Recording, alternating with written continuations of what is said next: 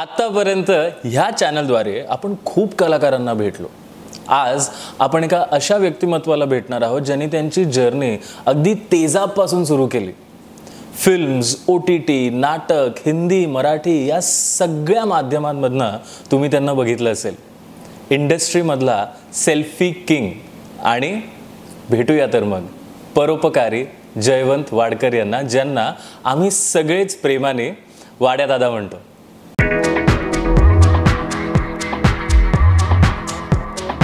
तर आज आपण भेटणार आहोत आपल्या सगळ्यांचे फेवरेट वाड्या दादा यांना. तुम्ही आलात आज, तुमचे खूप खूप आभार.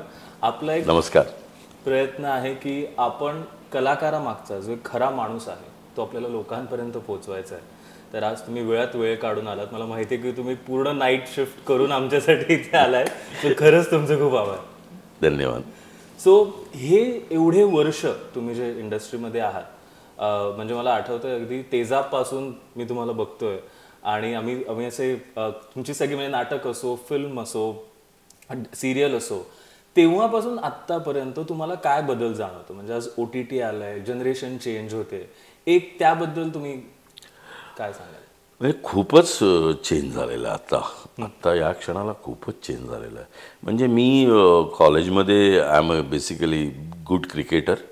आजही मी क्रिकेट माझं पॅशन आहे. जर मी काही नसतो तर मी क्रिकेटर झालो असतो. मी दिलीप वेंगसरकर, रवी शास्त्री यांच्या अगेन्स्ट खेळलो आहे. सिद्धार्थ रिप्रेझेंट केलं आहे. मी C डिव्हिजन रिप्रेझेंट केलं आहे. मी 8 रनमध्ये 5 विकेट असा माझा रेकॉर्ड आहे. एवढं सगळं असताना माझ्या आयुष्यात आपण जेव्हा कॉलेजला जातो त्यानंतर पुळेकर नावाचा एक माणूस आला, एक वादळ आलं माझ्या आयुष्यात. आणि आय बिकम अ क्रिकेटरचा ॲक्टर. बिकॉज तो आमच्या सगळ्यांचाच गुरु आहे. मी असेल, विजय पाटकर असेल, प्रशांत दामले असेल, प्रदीप पटवर्धन असेल, हर्ष शिवशरण असेल, खूप लोक आहेत त्यानंतर त्याकडे आलेली. पण आम्ही बेसिकली 5-6 वर्ष एकत्र होतो. हा प्रवास तिकडनं सगळं सुरू झालं. बाकी काहीच नव्हतं ना, क्रिकेटर होतं काय असणार. मला असं नेहमी वाटतं की आपण मोटिवेट करू शकतो स्वतःला. आता प्रदीप पटवर्धन, विजय पाटकर हे बॉर्न ॲक्टर आहेत, कळलं. जसं प्रशांत हा बॉर्न सिंगर होता, कळलं. तर आम्हाला नाही, ते आम्ही हळूहळू करत करत करत करत पण आपण मोटिवेट करू शकतो जर तुम्हाला कुठे यायचं आहे ना, ते महत्त्वाचं आहे. तर हा माझा सगळा प्रवास. आणि मग ऊन पाऊस आणि नंतर नाट्य दर्पण, अमुक तमुक सगळ्या एकांकिकेमध्ये म्हणजे पुळेकर आमच्याकडे आला आणि अख्खं हादरलं इंटर कॉलेजिएट. कारण का समोर विनय आपटे, नंतर विनय आपटे, त्यानंतर कुमार सोनी, अरुण नलावडे, भालचंद्र झा, पडवळ, त्यानंतर कितीतरी दिग्गज डिरेक्टर होते, प्रदीप राणे, असे खूप डिरेक्टर प्रत्येक कॉलेजमध्ये असायचे. आणि पुळेकर आल्यानंतर ते सगळं चेंज झालं. जे स्लॅपस्टिक कॉमेडी तिकडनं इंट्रोड्यूस केली पुळेकरने. आणि मग आम्ही पहिले दुसरे नेहमी फाईट देत आलो. आणि ती नेहमी फाईट आमची रियाबरोबर असायची, विनय आपटेबरोबर. आणि खूप धमाल केली, खूप आयुष्य त्यात आम्ही काढलेलं आहे. आणि मला असं वाटतं की आत्ताच्या मुलांना सगळंच मिळालं आहे. म्हणजे आज तुझ्या घरी म्हणजे घर आहे तुझं, वडिलांचं, गाडी असेल, अमुक असेल, तमुक असेल, तुला ते काहीच करायचं नाही. आमच्या वेळी ते काही नव्हतं. तर आमच्या वेळी ते आम्ही मिळवलं आहे. पण आता ते तुम्हाला सगळ्यांना मिळालं, नवीन लोकांना, त्यामुळे तो प्रॉब्लेमच नाही. पण हे करत असताना ना खूप महत्त्वाच्या गोष्टी आहेत की स्वतःला कुठे आहोत आपण हे बघता आलं पाहिजे आपल्याला. कारण प्रत्येक गोष्ट ॲक्टिंग, सगळेजण ॲक्टर बनायला येतात नाही. आता तू डान्सर आहेस किंवा डान्समधून आलेला आहेस, तरीसुद्धा हे एक चॅनल काढलं आहे, अमुक केलं, ते कुठेतरी कळलं असेल कधीतरी आणि त्यामुळे तू आला असेल. तर ते जे कळलं आहे ना, ते आपल्याला कळलं पाहिजे असं मला वाटतं नेहमी. आणि मग तो प्रवास करत असताना मग ऊन पाऊस नावाची एकांकिका आली, ती पहिली आली. त्यामध्ये जयंत सावरकर, मंगला संजगिरी हे दोघंही होते. तर जयंत सावरकरांनी मला साहित्य संघात आणलं आणि मला पहिलं नाटक माझं कमर्शियल बेबंदशाही, त्याचे डिरेक्टर होते मामा पेंडसे. सगळे दिग्गज लोक होते त्यावेळी, विलास गुर्जर, मंदा देसाई आणि कोण. आणि मी जस्ट म्हणजे कॉलेजमध्ये होतो आणि मला त्यांनी गणोजे शिरका करायला लावलं, विलन बेबंदशाहीचं. आजही मला ती म्हणजे कवरवर सॉलिलिकी म्हणतो आपण, सॉलिलिकी म्हणतो ना आपण त्याला, ती सॉलिलिकी आज ती मला ती नीट म्हणता नाही आली कधीच, त्याचं मला खंत आहे. पण माहितीच नाही ना, डायरेक्ट आणलं आणि डायरेक्ट तो बाज, ऐतिहासिक बाज सगळा. आणि मामा पेंटचे डिरेक्टर माझ्या नशिबात आले. त्यांची एक गोष्ट सांगतो छोटीशी. नक्की. तर आम्ही दौऱ्यावर निघालो तर त्यांच्यावर कोणतरी पाहिजे, तर मीच होतो शेवटी छोटासा. त्यामुळे मला सगळ्यांनी पाठवलं, तुला त्यांच्यावर राहायचं. सकाळी उठतात ते 5 वाजता, मग त्यांना दूध लागतं, अमुक लागतं, तमुक लागतं. आयुष्यभर मी फुल टेन्शनमध्ये. आणि मला आठवतं नाशिकला शालिमार हॉटेलमध्ये आपण त्यावेळी राहायचो. शालिमार हॉटेलमध्ये राहिलो होतो, ते समोरच्या बेडवर मी इथे. आणि काय माझी चुळबुळ त्यांनी बघितली सगळी, कारण का मला म्हणजे झोपायला लवकर उठायला पाहिजे ना आपल्याला. ते त्या ह्याच्यात ते शांत म्हणाले.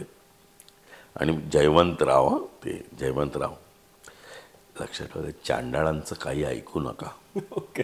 माझं सगळं झालं की मी तुम्हाला उठवीन, मग तुम्ही मला जे जे पाहिजे ते आणून द्या. म्हटलं बरं ठीक आहे. तर अशी त्यांची सुरुवात. तर नंतर मग प्रयोग झाले, आणखीन एक दौरा झाला. मग मी त्यांना मग माझी भीड चेपली. त्यानंतर मी बोलायला लागलो त्यांच्याशी. आणि मग मी म्हटलं, तुम्हाला खूप अवॉर्ड मिळाले असतील ना? म्हटलं, तुम्ही किती ठिकाणी कामं केलेत. नाही, माझ्याकडे भरपूर मिळालेत ते मला, पण मी एक अवॉर्ड मला मिळालेला आहे म्हणे. दुरितांचे तिमिर जाऊमध्ये ते विलन होते, ते प्रयोग करत होते. प्रयोग करताना समोरून आहे ना माणसाने चप्पल फेकून मारली त्याला. ते म्हणाले, ती चप्पल मी आजही ठेवली आहे, ते माझं अवॉर्ड. काय ना, संस्कार होत गेले असे तिकडनं सगळे. म्हणजे साहित्य संघात गेलो नसतो ना, तर आजही शिस्त पाहिजे. आजही मला मेकअप रूमच्या इथे चपला ठेवतात खाली, येतात आता नवीन पोराचे चप्पल विप्पल बूट बीट सगळे इथे. आपण एक रंगदेवता मानतो. तर मी एकदा दोनदा सांगतो, मी नाटकाच्या इथे पण जाम त्रास द्यायचो सगळ्यांना. मी सांगायचो, बाळा इथे नाही चप्पल ठेवायचं, ते आहेत तिथे ठेव वगैरे. कारण का माहिती आहे, मला ते पटवर्धन होते त्यावेळी साहित्य संघात. म्हणजे कॉस्ट्युम डिपार्टमेंट त्यांच्याकडे होतं, खूप मोठा माणूस तो पटवर्धन होते. ते चपला, नाटकातल्या चपला घालून टॉयलेटला जायचं नाही. बरोबर. तर म्हटलं का? कारण आपल्या त्या कपड्यांबरोबर त्या चपला असतात, आपले कॉस्ट्युममधल्या चपला त्या तिकडे असतात, त्यामुळे त्या घालून नाही, स्वतःच्या आणले त्या ती घालून जायचं म्हणे. धोतर कसं घालायचं, कपडे कसे घालायचं, सगळं त्यांनी शिकवलं. बोरकर का मेकअप, ते पहिले 4-5 प्रयोग तुला करणार, नंतर स्वतः करायचा मेकअप. तर काय त्यावेळी कसं 10-10, 15-15 लोक असायची नाटकात. आता डायरेक्ट 4-5 वर आलीत, परवडत नाही म्हणून. पण त्यावेळी त्यांनी ते शिकवलं मेकअप करायला, कारण वेळ नाही जायचा. बाकीचे लोक, एक मेन कोणाचं चालू असेल तर लोक मेकअप करत बसतात स्वतःचा. तर या गोष्टी आहे ना, त्या साहित्य संघामधून शिकलो मी सगळ्या. विश्राम बेडेकरांचं टिळक आणि आगरकर, वाजे पावलं आपले वगैरेला, तर ते हे म्हणजे टेका विकायचा नाहीच, हे असं बसायचं सगळ्यांनी. आणि जो म्हणजे आता समजा आता कसं आहे, अरे तू ये ना, तुझा सीन करतो पहिला, मग नंतर दुसऱ्याचा करतो, मग तीच असं चालतं ना हल्ली. एक ते तिथे नाही. जे सगळे जेवढे कॅरेक्टर असतील ॲक्टर्स, त्यामध्ये 15 असतील, 15 लोक रोज पाहिजेत. आणि रोज 9ला येऊन बसायचं त्यांनी सगळ्यांनी. त्याचा सीन असो नसो बघत बसायचं. माझा टिळक आगरकरमध्ये वेडा शिवाजी करायचो मी. माझा 15 मिनिटाचा तो माझा सिक्वेन्स होता, बस, दॅट्स इट. पण रोज यायचं. घरी रिहर्सलला सुद्धा 24 दिवस आम्ही रिहर्सल केली होती. फ्लोराला ते राहायचे तिथे रिहर्सलला सुद्धा सगळेच पाहिजेत. म्हणजे त्यांना मी विचारलं नंतर, मला आणि ती सवय आहे लोकांना विचारायची. मी त्यांना विचारलं, काय आहे तुम्ही?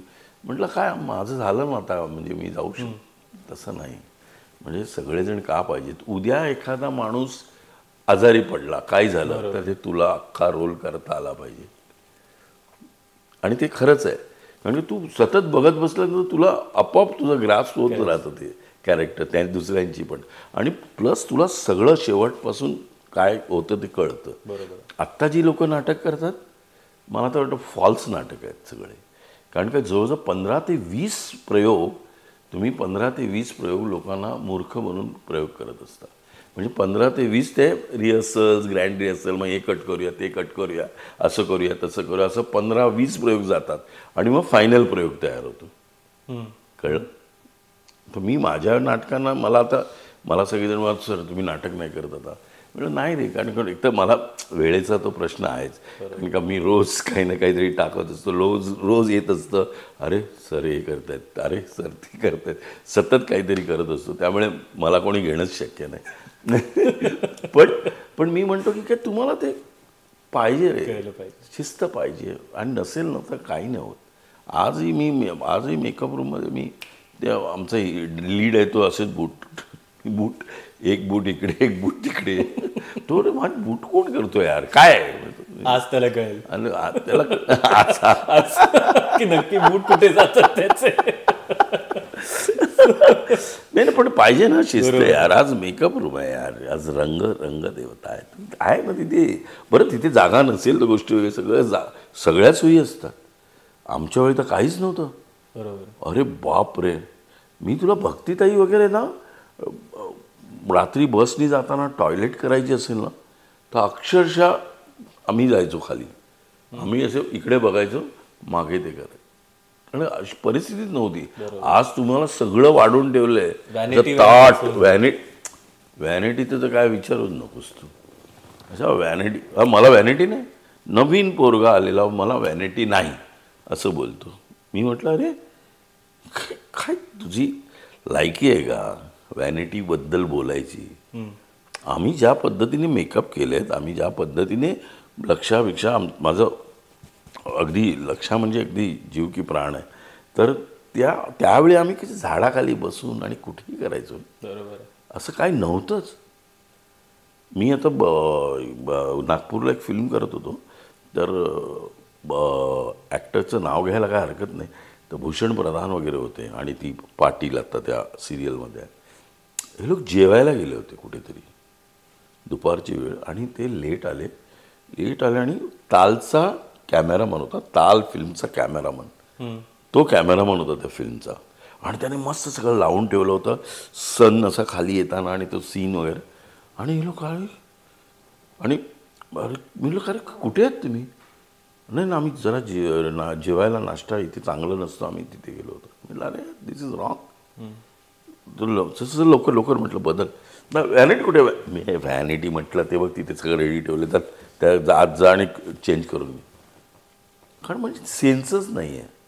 आज अक्षय कुमार मोठे काय आहेत माहिती आहे तुला? अक्षय, मी बेबी करत होतो, बेबी करताना तुला माहिती आहे मी तर बुरून मस्का माझा सगळ्यांना, म्हणजे अगदी नसीरबाईपासून ओमपुरीपासून जितक्या लोकांनी माझ्याबरोबर कामं केलेत त्या सगळ्यांना माहिती आहे. नसीरबाई तर वो है क्या मोबाईलवाला, मला मोबाईल पहिला तो अजय पणजीकरला सांगायचे इसका मोबाईल निकाल, इसका मोबाईल नाही. त्यांच्याकडे तेव्हा मोबाईल नव्हता, आत्ता त्यांच्याकडे मोबाईल आहे.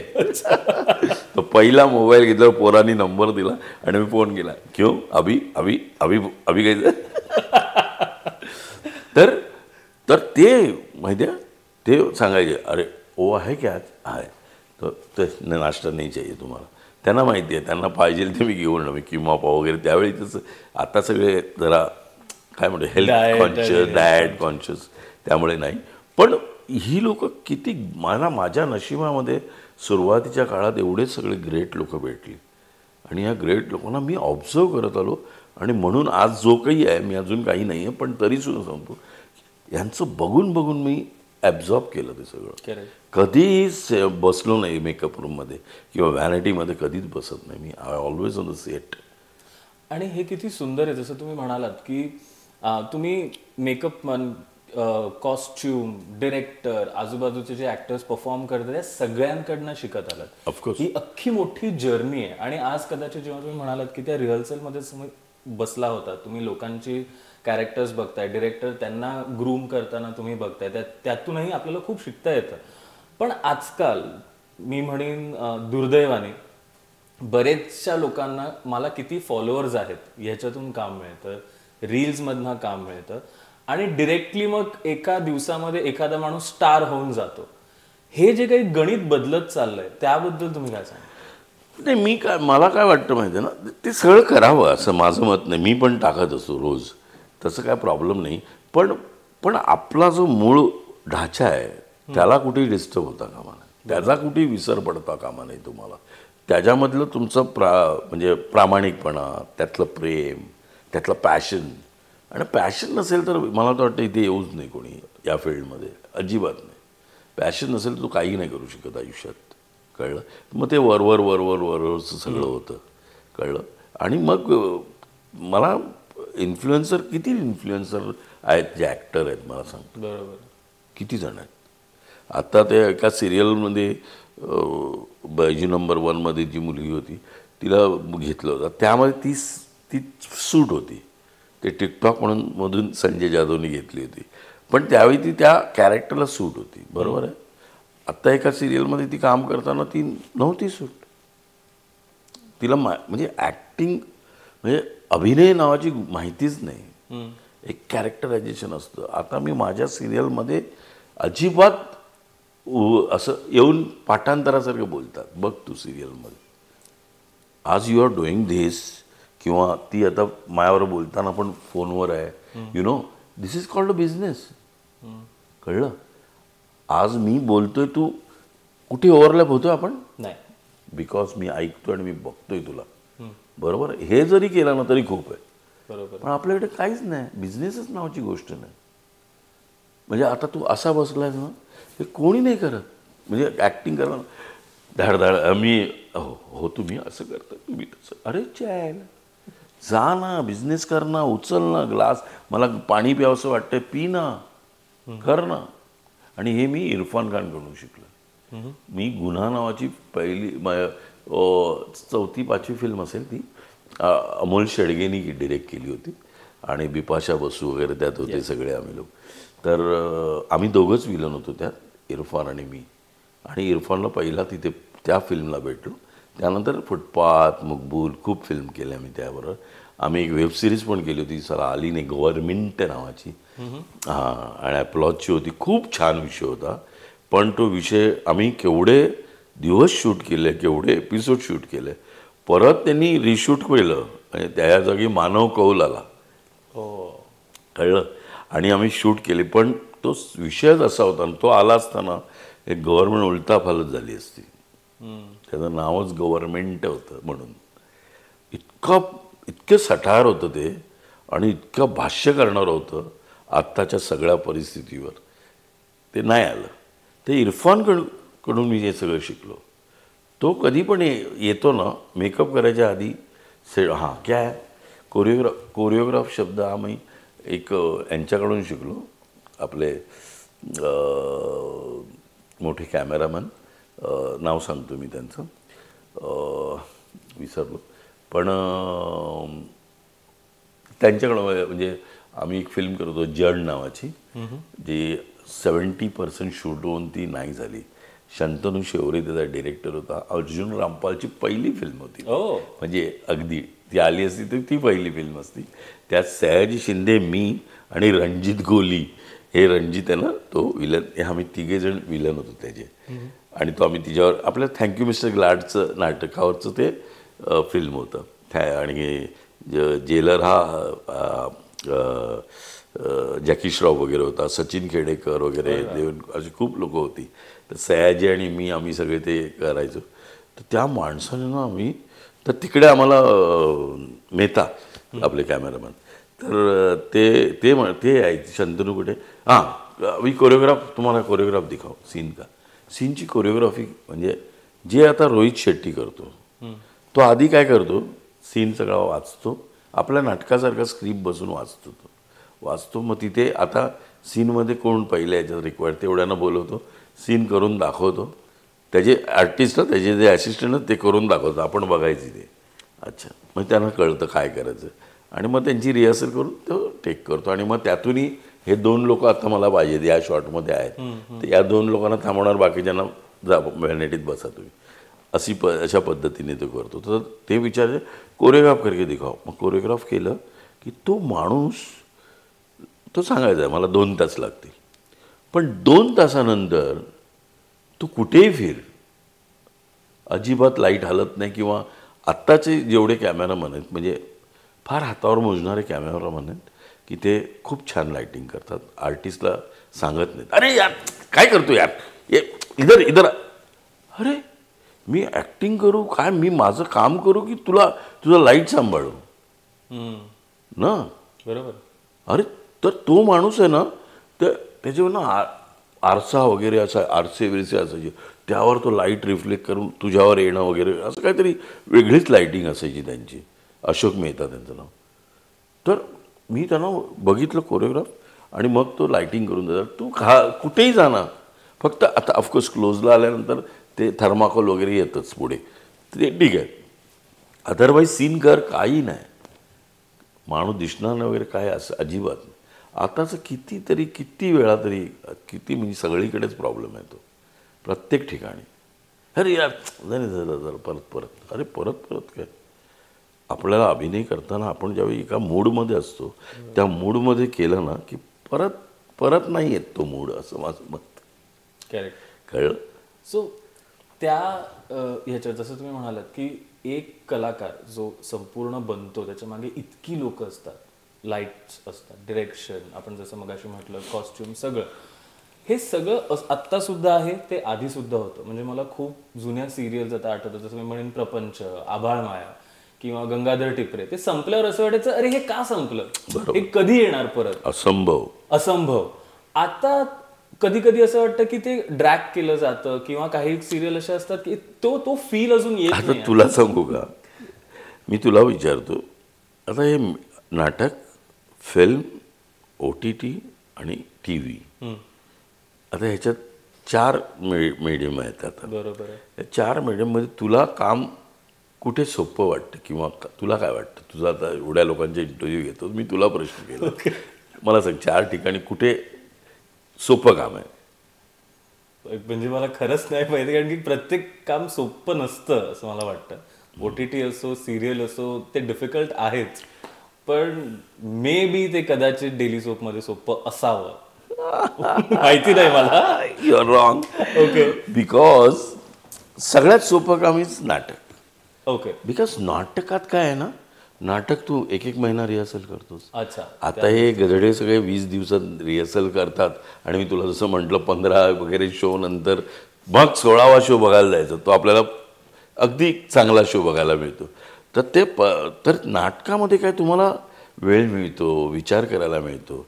आणि मला टॉयलेटमध्ये खूप काही सुचतं. मला मी टॉयलेटमध्ये शूटिंग करून आलो ना, टॉयलेटमध्ये अरे यार हे करायला पाहिजे होतं, पण नाटकामध्ये हे करायला पाहिजे होतं, ते करतो आपण जाऊन. करेक्ट. नेक्स्ट डे रिहर्सल करून ते करतो, आणि ते मिळतं आपल्याला. बरोबर. कळलं. मग नाटक इज व्हेरी इझी.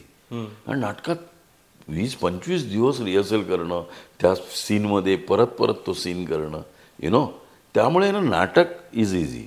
अच्छा. आणि नाटकामधला आनंद हा तो लाईव्ह गोष्ट आहे, त्यामुळे त्याबद्दल प्रश्नच नाही. नाटक इज अप्रतिम. नाटक आणि फिल्म या 2 गोष्टी आयुष्यभर राहणार आहेत. कितीही काही होऊ दे, किती म्हणजे असं चॅनल येऊ दे, हे होऊ दे, पण ह्याचा जो ऑडियन्स आहे तो कधीच कुठेही जाणार नाही.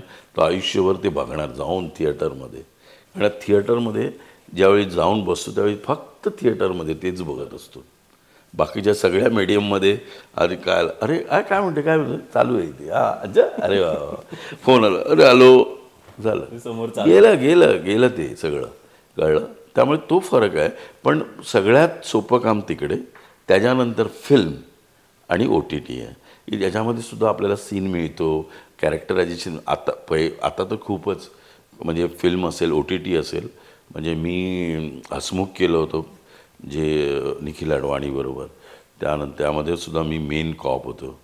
त्यानंतर आता धारावी बँक केलं होतं, त्यामध्ये तुम्हाला खूप वेळ मिळतो, सीन येतात, सीन रीडिंग होतं, मग आर्टिस्टबरोबर रीडिंग होतं, खूप कळतं तुम्हाला काय करायला पाहिजे, त्याचा आवाज, त्याचा सूर, ते सगळं गोष्टी कळतात आपल्याला. आणि सगळ्यात कठीण काम डेली सोप, सगळ्यात कठीण काम, कारण का तुला काय माहितीच नसतं. एकदा कॅरेक्टर सांगितलं ते सांगितलेलं असतं रोज यांचं चॅनल. आणि सगळ्यात चॅनल हा डिरेक्टरच आहे.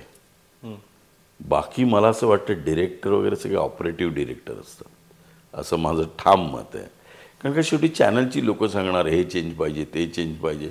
अरे हे काय हा कलर याच्यात रिशूट हे असं नाही चालणार हे का अरे असं काय बोलतो असं सगळं येतं स्ट्रेट. आणि प्रोड्युसर एकदा झाली सँक्शन की प्रोड्युसर अडकलेला असतो बिचारा. त्यामुळे तो ते करतो सगळं. आणि तुला गेला ना की पहिले 4 एक सीन तर असे हे सर लिहिलेलं असतं. आता माझं यशवंत बघितलं की 4 एक सीन तर आहेत. मग ते आपण एका पाठोपाठ त्याला तुला वेळच नसतो. एक केला की दुसरा केला की तिसरा. आता तर काय 2-2 सीनचे 3-3 सीनचे मास्टर आधी घेतात. मास्टर कळलं ना. त्यामुळे खूप कठीण आहे. जे टी व्हीवर काम करणारे खूप जे अप्रतिम कामं करणारी लोक आहेत ना त्यांना हॅट्स ऑफ टू देम. कारण का हे खूप कठीण आहे रे. 3-3 मास्टर एकत्र करायचे मग त्याचे क्लोज मग त्याचं म्हणजे कसा लिंक लावणार तू. करेक्ट. आणि मी परवाच कोणाशी तरी बोलत होतो तेव्हा त्यांनी मला एका कलाकाराने हे पण म्हटलं की एका दिवसात तुम्हाला 13-15 सीन उडवावे लागतात. आणि उडवावे लागतात उडवावे म्हणजे त्याशिवाय गणितच नाही बसत. तुला कमीत कमी 22-23 मिनिटं काढायचीच आहेत. जो डिरेक्टर जास्त मिनिटं काढतो तो चांगला डिरेक्टर आहे सध्या. आणि आता मी करतच असतो. मी आधी खूप मध्ये खूपच सिरियल केलं. म्हणजे काय घडलं त्या रात्री असेल राजकन्या असेल मी तर करतोच मध्ये. आणि ज्या माझी लोक जी आहेत जी ओळखीची आता हे अधिकारी ब्रदर्स आहे. मला रवी अधिकारी आणि यांचे फोन आले नाही जवन जी करो आप. बाबा मेरे को एडजस्ट करेगा क्या मेरा OTT फिल्म सब चालू है. नहीं करेगा ना तुमको करेगा. सो मी ते आता माझीच कंपनी ज्या कंपनीने मला मोठं केलं. मी त्यांची पहिल्या सिरियलमध्ये होतो धनंजय नावाची सिरियल. गौतम अधिकारी डायरेक्टर मोहन जोशी वगैरे सगळेजण होते. त्यामध्ये मोहन जोशीसाठी माझा व्हॉइस फक्त वापरलं होतं त्या माणसाला. फोन यायचा फक्त त्या माणसाचा त्याला कळलं. तर त्यासाठी मला फोन नहीं तेरे को क्या करने का तू आ जा तेरे को कुछ नहीं एक दिन में 3-4 सीन का फोन कट करके निकल जा तू. मला ठीक आहे. तर ती माझी सुरुवात. त्यानंतर राजन वागदरे आले आणि मग काय तिचं कॉमेडी किंग असं मी म्हणतो त्यांना. आणि त्यांनी तर म्हणजे ऑल द बेस्ट असेल दोर दो पाच असेल माधुरी दीक्षित असेल कभी इधर कभी उधर असेल एस बॉस तर आमची सुपरहिट सिरियल होती. तर या सगळ्या माझं मला तर वाटतं की टी व्हीवरचं माझं मदरहुड आहे ते कळलं. आणि त्यासाठी मी लगेच हो म्हटलं. त्यामुळे काय होतं ना सिरियलमध्ये काम करणं खूप कठीण आहे रे खूप कठीण आहे. आता पण आम्ही तू बघितलंस मी आलो तरी मला सोडलं वगैरे ठीक आहे. पण टी व्हीवर काम करणारी जी लोक आहेत ना ज्यांना ते गणित कळलं आणि ते करतात ना त्यांना हॅट्स ऑफ आयुष्यभर. माझी ती लीड आर्टिस्ट आहे तिने म्हणजे काय माऊली कुठची सिरियल होती ती त्यामध्ये होती आपल्या गायची कोठाऱ्यांची सिरियल होती विठू माऊली. त्यातली ती रुक्मिणीचा रोल करणारी आहे. आणि आणखीन पण बऱ्याच सिरियल केलं. पण ते गणित कळलं आहे तिला कळलं. त्यामुळे ज्याला कळलं आहे तो करू शकतो. अदरवाईज खूप कठीण आहे टी व्हीवर काम करणं. म्हणजे 10-10 सीन 8-8 सीन करावे लागतात. आता आम्ही काय कॅरेक्टरमध्ये आल्यानंतर आता आम्हाला नाही करावं लागतं पण लीडला करावेच लागतात. शिवाय त्यांचं गणित वेगळं आहे. बरोबर. सगळं लीडला साधारण 40-50 हजार रुपये देतात ते लोक. टू बी फ्रँक मी आर्टिस्टला ज्यावेळी विचारतो ना उत्तरा की अरे काय किती मिळतात पर डे. ते हे मी सांगतो तुला. अरे कशाला मी सरळ मला आता विचारायचं मी सरळ सांगतो ना मला 11,000 रुपये देतात ते लोक. आता काय मराठी करायला पाहिजे म्हणून आपल्याला ठीक आहे चालेल. कारण पण काही लोक उगाचच्या उगाच डिमांड पण करतात खूप काय आहे त्यामध्ये आपल्या लोकांचं त्याचं मला पडायचं नाही. पण अरे सांगा ना काय फरक पडतोय. पण ते नाही मला ते अरे काय त्यामुळे तो आपल्या मराठी लोकांचा एक तो कोतेपणा आहे असं मला नेहमी वाटतं आर्टिस्टचा. तर पैसे तर खूप. आणि मी आता रवी ओझा असेल किंवा यशपाल असेल, या सगळ्यांना टी व्ही करायला मी लावलं आणि या सगळ्यांच्या बायका मराठी आहेत आणि त्या मैत्रिणी आहेत. तर ते घरी बसून असायचे रे.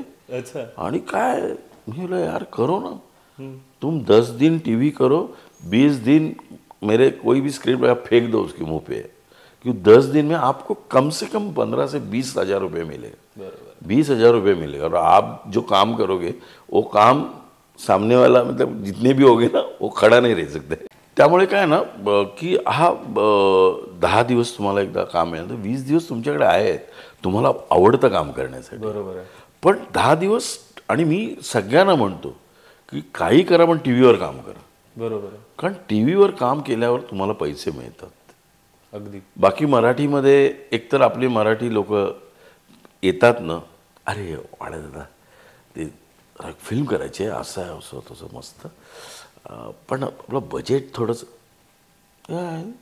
एक जण कधी बोलत नाही की बजेट आपलं मस्त आहे, तू बोल पैसे तुझे बोल पैसे, असं कधीच कोणी बोलत नाही. सगळ्यांची बजेट कमी करण्यावर असतं आणि बजेट कमी करून काही होत नाही. बरोबर. पुन्हा सांगू तुला, आपल्याकडे एक फिल्म मेकिंग जे आहे ना, माझ्या मते महेश मांजरेकर, प्रवीण तरडे, त्यानंतर विजय पाटकर, म्हणजे पॅशन पाहिजे यार बनवण्यामध्ये. आज आपण बरेचसे सिनेमे बघतो ज्यांना नॅशनल अवॉर्ड मिळतं, सगळं मिळतं, पण मासला ते पिक्चर आवडत नाहीत. मास ते पिक्चर बघत नाहीत. बरोबर. आता काही पिक्चर मी स्वतः तिकीट काढून, तुला माहिती आहे ना आपल्या मल्टी याच्यामध्ये 6 तिकीट गेल्याशिवाय पिक्चर चालू करत नाहीत ते लोक. करेक्ट. तर आम्ही काहीतरी 3 लोक होतो, मग मी 3 तिकीट मी खाली जाऊन काढले आणि बघितलं पिक्चर. क्या बात आहे. सो बोल. म्हणजे तुम्ही, मला काय म्हणायचं आहे, मला ते सतीश पुळेकरांनी आम्हाला शिकवलं आहे व्हॉट इज प्रायोगिक आणि व्हॉट इज कमर्शियल. प्रायोगिक म्हणजे काय, आता माझ्याकडे संहिता दोन्ही सेमच असतं ना. संहिता आहे, प्रायोगिक असेल नाही तर ती कमर्शियल असेल, ती लेखन तेच आहे ना. तर त्यामध्ये काय मला वापरता नाहीत. आता मला जर एक स्टुडिओमध्ये करायचं असेल तर हे एवढं सगळं नाही दाखवू शकत मी, माझ्याकडे बजेट नाही आहे. सो आपण काय करू, असं काहीतरी ठेवू आणि एक टेबल ठेवू, झालं, that is my studio you know. किंवा एक बसस्टॉप आहे तर एक बसस्टॉपचं काम ठेवलं की बसस्टॉप होतं, दॅट इज प्रायोगिक. बाकी संहिता तीच आहे, त्यात काय फरक नाही पडू शकत. तर तो आम्हाला त्यांनी जाम मस्त शिकवलं. ते खरं सांगतो, पुळेकरचं हॅट्स ऑफ, की प्रायोगिक वगैरे काय नसतं, आपल्याकडे बजेट नसतं म्हणून प्रायोगिक, आणि कमर्शियल नाटक आहे ज्याला काही ज्यांच्याकडे पैसे ते मोठं सेट बीट लावून अवॉर्ड वगैरे दाखवतात. हा फरक आहे त्यातला. तर मला असं वाटतं की नेहमी तुम्ही संहितेवर भर द्यायला पाहिजे. मी आणि लेखकाला सॉलिड मानतो. जर माझ्याकडे लेखनच चांगलं नाही दिलं त्यांनी तर मी काही नाही करू शकत. म्हणून आता आपण बऱ्याच वेळा बघतो कॉमेडी, जास्त करून कॉमेडी नाटकं किंवा कॉमेडी फिल्म्स यामुळे बघतो तर अरे काय चाललं आहे. कारण का ती संहिताच गडबड असते, ते लिखाणच गडबड असतं, त्यातून काही घडत नाही. आता जयंत सावरकर ज्यांनी मला इथे आणलं या फील्डमध्ये, म्हणजे कमर्शियल गोष्टीमध्ये, यांच्याबरोबर मी केवढं काम केल्यानंतर पाटकरच्या सगळ्या फिल्ममध्ये, महेश मांजरेकरच्या सगळ्या फिल्ममध्ये, आणि किती ठिकाणी OTT त्यांनी सगळीकडे काम केलं. आता त्या स्वप्नील जोशीच्या फिल्म OTTमध्ये पण होते ते. पण त्या माणसाकडून मी खूप शिकलो. ते लक्ष्मीकांत बेर्डे आणि राकेश बेदी हे माझे 3 फिलॉसॉफर गाईड आहेत आयुष्यात. त्यांनी कधीच, म्हणजे एवढा मोठा माणूस आहे ना जयंत सावरकर, म्हणजे ते अलियार जंगचे आपल्या गव्हर्नरचे PA म्हणून पण काम केलं त्यांनी त्या काळात, कळलं. आणि त्यांनी मला इथे आणलं. त्यांच्या मुलीमुळे मी एक्झाम दिली बँकेची आणि म्हणून बँकेत आलो. सुषमा सावरकरमुळे. आम्ही काही टिळक आगरकरच्या दौऱ्यावर असायचो तर ती आपलं काहीतरी वाचत होती, काहीतरी चालवत होतं. ते काय नाही जयंत तू पण भर फॉर्म चल. मग ते दोन्ही ह्याच्यात फॉर्म भरले होते आणि मी VSRB पण पास झालो होतो आणि स्टेट बँक पण पास झालो होतो. त्यामुळे ती मला नोकरी मिळेल. बाकी पाटकर, प्रदीप पटवर्धन हे सगळे आर्टिस्ट कोटामध्ये लागले होते आमच्या बँकेतच. त्यावेळी ती पद्धत होती बँकेची. तर त्यांच्यामुळे मी इकडे आलो, कळलं. आणि त्या माणसाची कॅपॅसिटी, खूप मोठा माणूस होता पण तेवढं त्याला त्यावेळी नाही मिळालं. बरोबर. आणि त्यावेळी म्हणजे जुन्या नाटकांमध्ये इथे तिथे कोण रिप्लेसमेंट असेल तर जयंत सावरकर हे ठरलेलं नाव होतं. जयंत सावरकर किंवा माधव अस्वल, दोनपैकी एक. जयंत सावरकर ते, आणि ते असं वाचलं की उभं राहायचे रे. म्हणजे त्यांना आता समजा दुपारी प्रयोग आहे आणि आत्ता सकाळी सांगितलं ते ह्याच्या दिवसभरात रिहर्सल करून वाचून रेडी, तुला कळणार नाही बोल, असे जयंत सावरकर होते. आणि खूपच मस्त त्यांनी आणि खूपच शिकवलं आम्हाला. आणि तो माणूस आत्ता वयाच्या 87 कंप्लीट होता, 88 वर्ष गेले. पण त्यावेळी पण तुला माहिती आहे म्हणजे काय शार्प असेल माणूस. तर ते नर्सला म्हणाले की मला पाणी आण. तर ते नर्स पाणी आणायला गेली, ती आली, अगं मी तुला पाणी आणायला सांगितलं, गंगाजल नाही आणायला सांगितलं. म्हणजे काय शार्प हजरजबाबी माणूस होता तो. आणि एकतर त्यानंतर मला नंतर सुषमाने मेसेज केला होता की जायच्या आधी, कारण मला सुषमाने सकाळीच उठवलं, कारण मी जवळजवळ मानसपुत्रासारखा होतो त्यांचा. आणि तिने मला सांगितलं अरे अण्णांचं सिरियस झालं अचानक. अरे म्हटलं का बोलली की नाही. नाही म्हणे 10-12 दिवस होते ॲडमिट, पण बरे होते रे, आता येणार होते घरी, असं तसं. मी म्हटलं अरे मला सांगायचं ना, तू असं काय करते, असं माझं बोलणं झालं. आणि ती म्हणाली की आता मी निघते, आम्ही व्हेंटिलेटरवर आहेत, तर एक 10 वाजता आम्ही डिसिजन घेणार. म्हटलं ओके ठीक आहे. म्हटलं सांग. तर तिचा परत मेसेज होता की अरे नाही त्यांचे हार्टबीट सुरू झालेत वगैरे वगैरे, 9:15ची गोष्ट. तर मी एक फ्रेश झालो आणि एक 10:15 कौस्तुभला फोन केला, कारण कौस्तुभ हॉस्पिटलमध्ये कौस्तुभला फोन केला. तर हे काय काय, तर तो म्हणाला अरे दादा अण्णा आत्ताच गेले. आई शपथ. मी म्हटलं ओके फाईन. पण मला त्यांना भेटता राहायला जो खूप खंत आहे. पण त्या माणसाने इतक्या लोकांना आणलं आहे इंडस्ट्रीमध्ये, इतक्या लोकांना मदत केली असेल ना, म्हणजे शब्द नाहीत माझ्याकडे. इतका सॉलिड माणूस होता तो. तर त्यांच्यामुळे इकडे आलो मी, अदरवाईज मी आलोच नसतो कमर्शियलमध्ये. सो मी असं ऐकलंय की इंडस्ट्रीमध्ये समज तुमच्याकडनं लोकांना फोन गेला नाही पर्सनली, तर अशा बऱ्याच लोकांना वाटतं की त्यांचा वाढदिवस हा मुळात संपूर्ण नाही झाला. त्याबद्दल काय सांगा. अरे ते तर अक्षरशः म्हणजे आय ब्लेस्ड, कारण का सगळे लोक वाट बघत असतात. अरे नाही केला ना, मी मृणाल कुलकर्णी वगैरे 1 वाजता वगैरे फोन, काय कुठे तुझा फोन. अरे मी म्हटलं नाही मी करतोय, मी आता नाईट करून झोपलो होतो, मी करणार आहे म्हटलं, डोंट वरी. म्हणजे लोक आयुष्यभर म्हणजे इतकीच. मला ही बड्डेची सवय माझ्या बँकेमधून लागली. बँकेत आम्ही राजन तामाणे आम्ही एकाच डिपार्टमेंटमध्ये होतो. आणि तिथे आम्ही जवळजवळ 40-42 लोक होतो.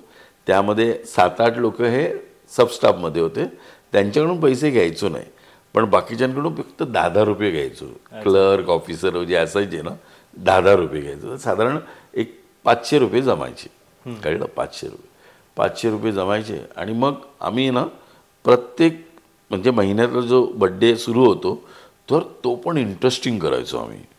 म्हणजे आता तुझा काहीतरी ड्रॉबॅक आहे, तर आमच्याकडे एक जण आहे ना, तो BMC म्हणजे अंकलेश्वर याचा हे होता काय फॉलोअर, नवीन शाह म्हणून तो. आणि तो BMCची सगळी कोणाची पण कामं कर, धावपळ असं असायचं.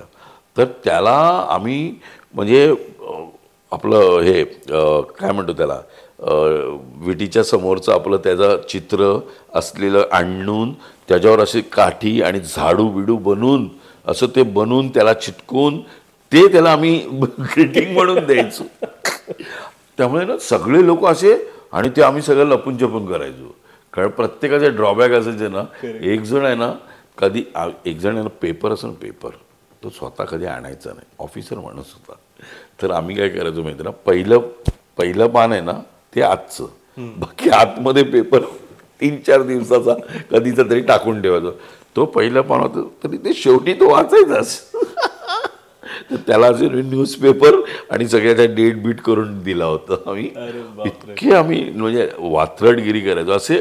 तर असं बड्डे आमचा सुरू झाला आणि 500 रुपये जमायचे. आणि आता इतके लोक जवळजवळ 4 ते 5 लोकांचा असायचंच महिन्याला.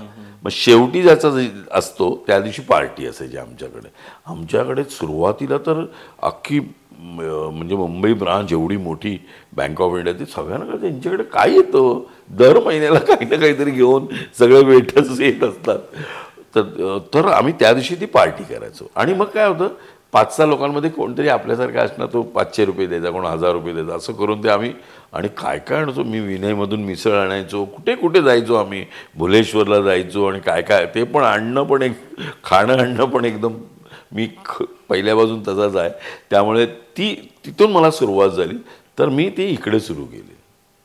आणि तुमची अशी स्पेसिफिक काही स्टाईल आहे का की तुम्ही अशा पद्धतीने लोकांना नाही आणि मला काय वाटलं ना की मी केक कापणं त्याच्या विरोधात आहे मी केकवर मेणबत्ती लावणं त्याहून विरोधात आहे. मी म्हटलं आपली संस्कृती आहे ना वाय आपण बड्डे त्यांचं अनुकरण का करावं तर म्हणून मी ते नेहमी सांगतोच रोज की बाबा औक्षण झालं असेल तुझं आता काय ऑलमोस्ट इतकी वर्ष करतो सगळ्यांना माहिती आहे पण मेणबत्तीचं बोलत नाही पण जिथे मी जातो तिथे मेणबत्ती लावून पण देत ना जे केक कटिंग चालू असतं तिथे काय करायचं नाही ते लगेच ठेवून देतं आणि केक तोंडाला कसला फासताय तुम्ही एक तर आदली केक आहे ना तो एवढा छोटासा 500 रुपयाला मिळतो त्याला किंमत आहे की नाही तो केक घ्यायचा तोंडाला फासायचा कपडे खराब मग परत धुवून परत या काय चावटपणा सगळं त्यामुळे मी ते अगेन्स्ट आहे कम्प्लीट मेणबत्ती आणि ते त्या ज्या मेणबत्त्या आल्या त्या बंद झाल्या आता त्या अशा माहिती आहे ते पडायचं त्याच्यावर आणि ते कोणीतरी खाल्लं आणि त्रास झाला तर ते चुकीचंच आहे ॲक्च्युली त्यामुळे मेणबत्ती वगैरे लावू नका म्हटलं म्हणून मी म्हणतो औक्षण झालं का औक्षण महत्त्वाचं आणि मग जीवेत शरद शतम पश्येत शरद शतम वर्धेत शरद शतम जीवेत श्रेयस शरद शतम आणि हे आत्तापर्यंत एवढंच होतं. आत्ता गेली 6 महिने असं मी कोणाला तरी करत होतो तर ते काय करतात सगळे माझा फोन आला की ते पहिला स्पीकर फोन ऑन करतात सगळ्यांनी ऐकावं म्हणून आणि ते ऐकताना त्याच्या बाजूला वाटते संस्कृतचे पंडित होते तर त्यांनी वाटते त्याला बोललं नंतर अरे तो बहुत बढ़िया है लेकिन बर्थडे सॉन्ग अलग है मैं बताता हूँ उनको अगर उनको पूछो अगर मग त्यांनी मला सांगितलं ते नंतर मी जीवेतच्या ऐवजी आता ते शुभ जन्मदिनम तुभ्यम शुभ जन्मदिनम तुभ्यम शुभ जन्मदिनम तव हे सकलम सफलम तुभ्यम शुभ जन्मदिनम तव हे सकलम च शुभम तुभ्यम असं त्यांनी मला ते पाठवलं मी ते पाठ केलं आणि नंतर म्हणतो मी आता ते पण आता त्याची इतकी सवय झाली लोकांना कारण ते एक तर संस्कृत आहे त्यामुळे ऐकायला ते खूप बरं वाटतं आणि शेवटी तू एक बघशील ना ज्यावेळी आपलं औक्षण करतात ना आई बहीण कोणी आणि तुला माहिती आहे का त्यातलं ते जे आपलं ते काय म्हणतो अंगठी काढून ते सगळं त्याने एक वेगळाच फील येतो आपल्याला. बरोबर तू कधी पण बघ आपल्या जेवढ्या प्रथा आहेत आपली जेवढी संस्कृती आहे ती इतकी ग्रेट आहे म्हणून आज टोटल वर्ल्डमध्ये आपण फॉर्ममध्ये आहोत. ती संस्कृती लोकांना आवडते आज ती संस्कृती इतकी छान आहे त्यामुळे ना मी ती करायला लावतो जबरदस्ती आणि आता तर सगळ्यांना ती ॲडॉप्ट झाली आणि म्हटलं आत्ता जर तुम्ही केलं ना तर म्हणजे ह्याच्यासारखी लोक तरुण पोरं पण करायला लागतील आणि आपली एक प्रथा चालू राहील ती हा माझा उद्देश आहे.